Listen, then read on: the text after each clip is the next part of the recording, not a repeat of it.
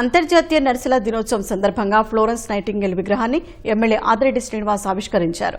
రాజమహేంద్రవరం జీజీహెచ్లో వైద్య వసతులు పెంచినట్లు తెలిపారు. వైద్యులతో పాటు నర్సులు అందించే విశేష సేవలతోనే జీజీహెచ్కి వచ్చే రోగుల సంఖ్య గణనీయంగా పెరిగిందన్నారు. విశేష సేవలందించిన నర్సులను సన్మానించి అవార్డులు అందజేశారు. అంతర్జాతీయ నర్సెస్ డే సందర్భంగా రాజమహేంద్రవరం గవర్నమెంట్ హాస్పిటల్లో మిస్ ఫ్లోరెన్స్ నైటింగేల్ ఆ మాతృమూర్తి యొక్క విగ్రహాన్ని ఆవిష్కరించుకోవడం జరిగింది. నర్సెస్ యొక్క సేవని మరవలేనిది, చాలా పవిత్రమైనది. అలాగే ప్రాణాన్ని కాపాడే ప్రతి డాక్టర్ ఒక చెయ్యి వెనకాల వారి యొక్క నర్సెస్ ఒక చెయ్యి లేనిదే కార్యక్రమం జరగదు. ఇక్కడున్న నర్సెస్ అందరి యొక్క కృషిని మనం గుర్తించాలి. తప్పకుండా వారందరి పట్ల ప్రభుత్వం చాలా బాధ్యతగా ఉంది.